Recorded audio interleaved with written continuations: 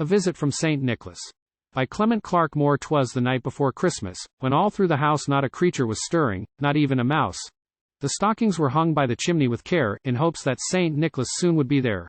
The children were nestled all snug in their beds, while visions of sugar-plums danced in their heads, and Mamma in her kerchief, and I in my cap, had just settled our brains for a long winter's nap, when out on the lawn there rose such a clatter. I sprang from my bed to see what was the matter. Away to the window I flew like a flash, tore open the shutters and threw up the sash. The moon, on the breast of the new-fallen snow, gave a lustre of midday to objects below.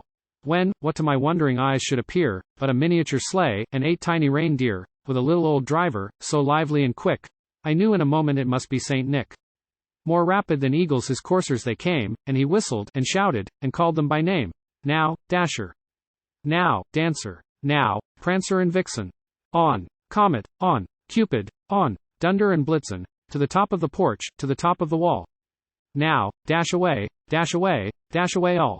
As dry leaves that before the wild hurricane fly, when they meet with an obstacle, mount to the sky, so, up to the housetop the coursers they flew, with a sleigh full of toys, and St. Nicholas too. And then in a twinkling I heard on the roof, the prancing and pawing of each little hoof. As I drew in my head, and was turning around, down the chimney St. Nicholas came with a bound. He was dressed all in fur from his head to his foot, and his clothes were all tarnished with ashes and soot. A bundle of toys he had flung on his back, and he looked like a peddler. Just opening his pack. His eyes how they twinkled. His dimples how merry. His cheeks were like roses, his nose like a cherry. His droll little mouth was drawn up like a bow, and the beard on his chin was as white as the snow.